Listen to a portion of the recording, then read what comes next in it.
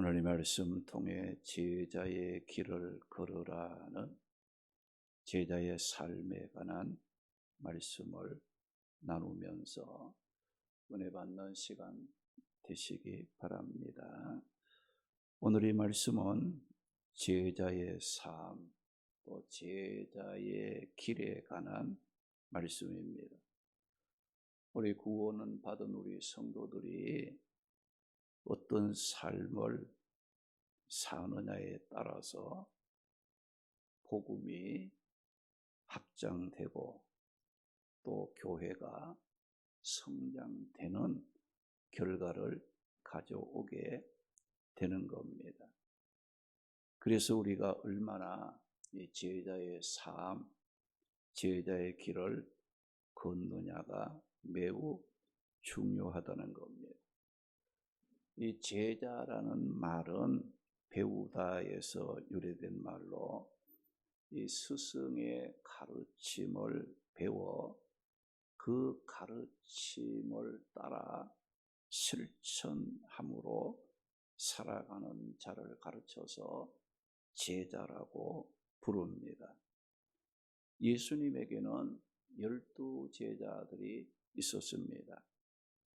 예수님의 12 제자란 예수님의 가르침을 단순하게 습득하는 지식적인 가정이 아니라 예수님을 영접하고 자신의 옛 존재를 버리고 예수님 안에서 예수님의 가르침을 따라 새로운 삶을 살아가는 자를 예수님의 12 제자란 말을 쓰는 겁니다.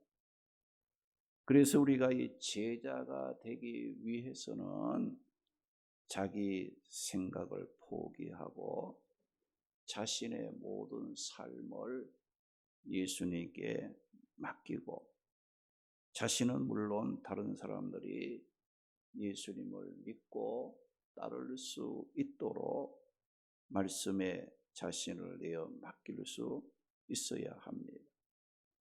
이런 제자들을 통해서 이 구원의 복음이 힘있게 전해져 하나님의 나라가 확장이 되고 또 교회가 성장하게 됩니다.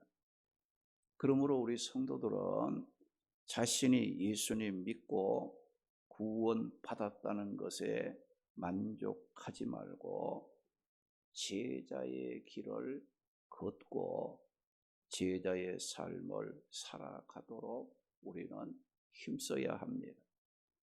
성경에 보게 되면 예수님께서 12 사람을 불러 말씀을 가르치며 또 함께 하시며 훈련을 시켜 12 제자로 세우시고 또 그 12 제자가 또 다른 사람에게 복음을 전해 제자로 세워가는 일을 하도록 하셨습니다.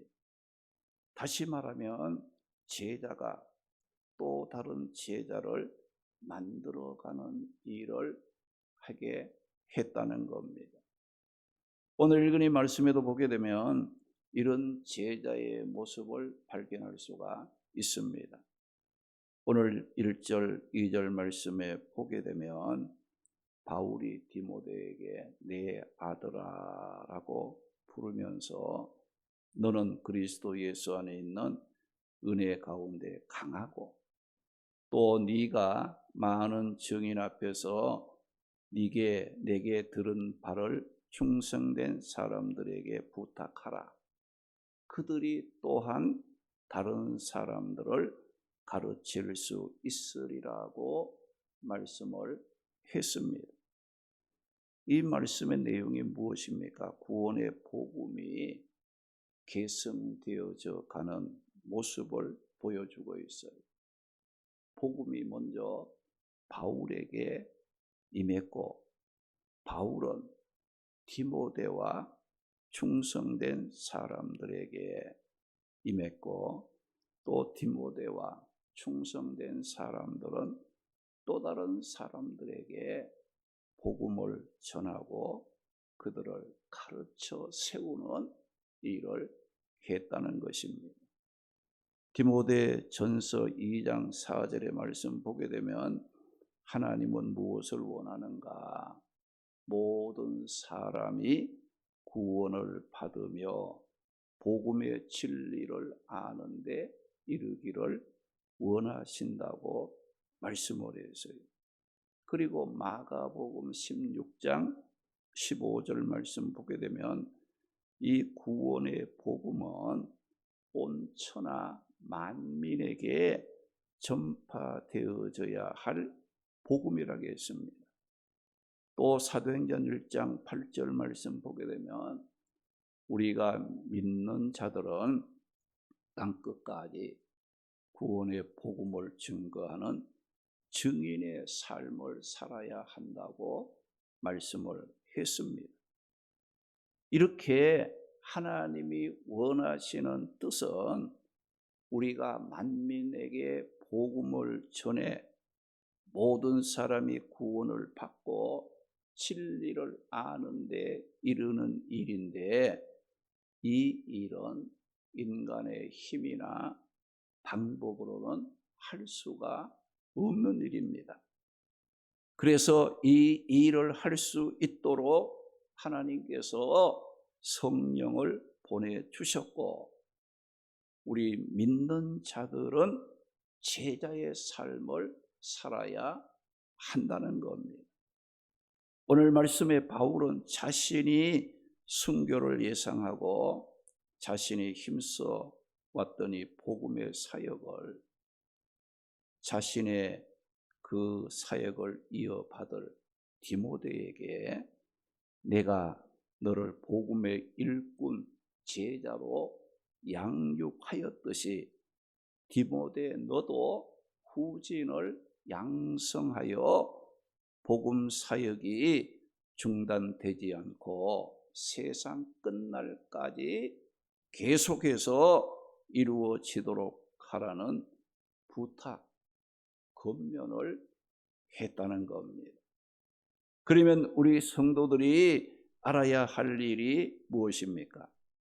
그것은 만민에게 복음을 전하여 구원하는 일은 구속사의 주체이신 하나님의 절대 주권에 의해서 이루어져 가고 있지만, 이렇게 구속사역을 하나님께서 주권적으로 전개해 가실 때 누구를 통해서 하시는가?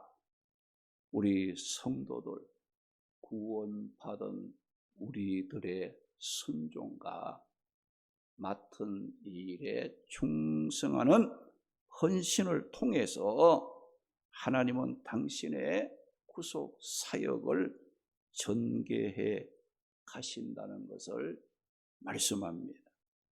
그러므로 우리 성도들은 예수님 믿고 구원받은 후에 신앙생활을 할 때 게으름 피우면서 대충 하지 말고 정말 열심을 품고 주를 섬기는 제자의 길, 제자의 삶을 살아야 하는 겁니다.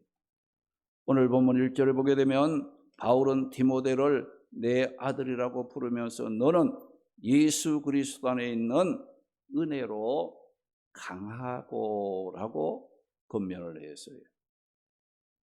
바울은 디모데에게 예수님 안에 있는 은혜로 강하라고 했어요. 여기 은혜라는 말은 하나님께서 자기 백성들에게 주시는 구원의 은총을 말하고, 강하라는 말은 하나님의 능력으로 충만해지는 것을 말합니다. 우리 성도들이 하나님의 구속 사역에 요긴하게 쓰임받기 위해서는 무엇으로 강해야 하느냐? 구원의 은혜와 하나님의 능력으로 강해져야 합니다. 우리가 제자의 길을 걷기 위해서는 인간의 힘으로 강해지는 것이 아니라 하나님께서 채워주시는 은혜와 능력으로 강해져야 하는 겁니다. 바울의 후계자였던 디모데는 믿음은 신실한 자였지만 육체적으로는 유약했고 성품 또한 여린 자였습니다. 그래서 바울은 이런 디모데에게 하나님의 은혜와 능력을 힘입어 강하고 담대해지라고 권면을 했습니다. 예수님을 믿고 따르고자 하는 자들에게 예수님이 뭐라고 했습니까? 누구든지 나를 따라오려거든 자기를 부인하고 자기 십자가를 지고 나를 따르라고 말씀을 하셨는데, 그렇게 말씀하신 이유가 어디에 있습니까? 예수님을 믿고 따르는 제자의 길에는 인간의 힘으로 감당하기 어려운 고난들이 있다는 겁니다. 우리가 이런 고난들을 이겨내지 못하면 제자의 길을 걸어갈 수가 없습니다. 이런 고난들을 이겨내고 믿음을 지키고 맡겨진 사명을 감당하는 제자가 되려면 인간의 힘으로 강해지는 것이 아니라 하나님이 채워주시는 은혜로, 능력으로 강해져야 하는 겁니다. 인간의 힘과 용기로 예수님을 따르겠다고 장담했던 베드로, 결국 어떻게 되었습니까? 예수님 모른다고 3번이나 부인하고 맹세하고 저주까지 하는 약한 모습을 보이고 통곡하며 울었다고 했습니다. 인간의 힘이나 방법을 앞장세워 하는 신앙생활은 끝까지 예수님과 함께하며 복음을 전하고 예수님 기뻐하는 일에 충성하는 제자의 길을 걸어갈 수가 없습니다. 그러면 우리 성도들이 제자의 길을 걸으며 제자의 삶을 살기 위해서는 어떤 자세가 우리에게 필요합니까? 오늘 말씀에 보게 되면 3가지의 자세를 말씀하고 있습니다. 첫째는 제자의 길을 걸으려면 군사와 같은 자세를 가져야 합니다. 3절 4절 보니까 너는 그리스도 예수의 좋은 병사로 나와 함께 고난을 받으라. 병사로 복무하는 자는 자기 생활에 얽매이는 자가 하나도 없나니 이는 병사로 모집한 자를 기쁘게 하려 함이라고 말씀을 했습니다. 바울은 하나님의 일꾼으로 제자의 길을 군사, 이 병사에 비유했다는 겁니다. 여러분, 이 병사, 이 군인은 어떤 삶을 삽니까? 고난을 두려워하지 않는 삶이에요. 사적인 생활에 얽매이지 않는 삶입니다. 자신을 모집한 자를 기쁘게 하는 삶이 병사, 이 군인의 삶입니다. 우리가 하나님 나라의 일꾼, 제자의 길을 걷기 위해서는 예수 그리스도와 함께 영광을 받기 위하여 이 세상 사는 동안 고난도 참고 견뎌낼 줄 알아야 합니다. 주의 일을 수행하는데 방해가 되는 사적인 일에 얽매이지 말아야 합니다. 세상 일에 마음을 빼앗겨 흔들리지 말아야 합니다. 나를 하나님 나라 일꾼으로 불러주신 예수 그리스도를 기쁘게 하기 위하여 자신에게 주어진 일에 전적으로 헌신할 줄 알아야 제자의 길을 걸어가게 됩니다.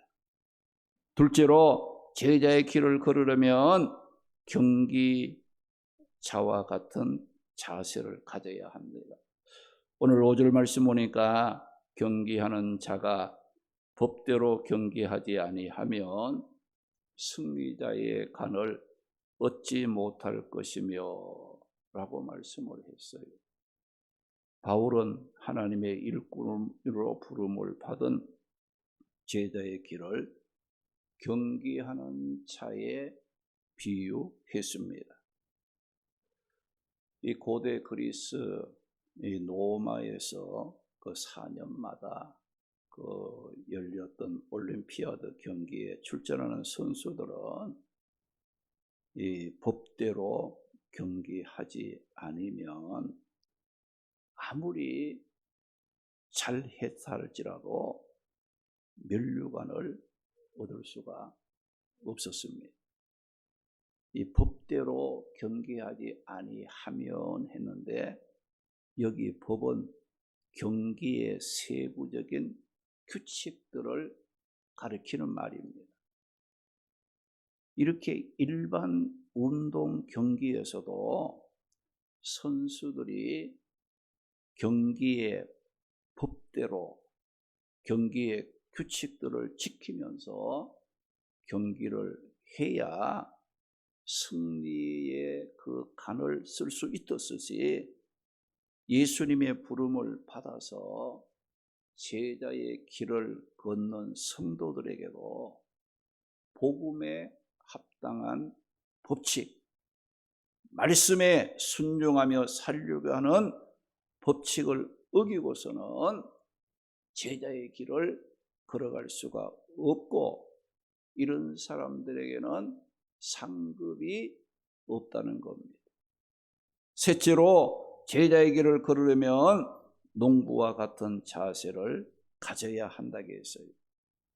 본문 6절 보니까 수고하는 농부가 곡식 먼저 받는 것이 마땅하니라고 말씀을 했습니다. 바울은 하나님의 일꾼으로 부름을 받은 제자의 길을 수고하는 농부에 비교했다는 겁니다. 여기 수고하는 농부라고 했는데 수고라는 이 말은 무슨 뜻인가? 열심을 내다 죽도록 일한다는 뜻으로 농부는 이 가을의 풍성한 결실을 위해서 한여름의 무더위를 견디어내면서 최선을 다하여 일하는 모습을 농부는 갖게 됩니다. 농부가 가을의 풍성한 수확을 바라보는 소망을 갖고 현재의 고난을 참고 수고하듯이 예수님의 부름을 받아 성도가 되어 제자의 길을 걸어가는 우리에게도 농부와 같은 자세를 가질 필요가 있다는 겁니다. 제자의 길을 걷는 성도들은 농부의 마음같이 진리를 알지 못해 방황하는 영혼들이 주께로 돌아와 풍성한 결실을 맺을 때까지 우리가 참을 줄 알고 수고를 아끼지 않는 그런 농부와 같은 모습을 우리가 가져야 하는 겁니다. 우리가 교회가 성장하고 또 하나님의 나라가 확장되어 하나님의 뜻을 아름답게 이루어 가기 위해서는 우리들에게는 어떤 삶이 필요하냐?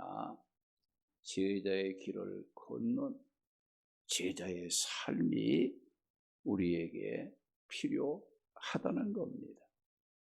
우리 모두 예수 그리스도의 부름을 받아 은혜로 구원받은 것을 감사하고 나라를 위해 복무하는 군인과 법대로 경기하는 선수와 가을의 풍성한 수확을 소망 삼고 인내하며 땀을 흘려 수고하는 농부와 같은 자세를 갖고 제자의 길을 걸어감으로 하나님의 앞에, 주님의 앞에 칭찬받는 성도들이 되시기를 주님의 이름으로 축원합니다. 할렐루야.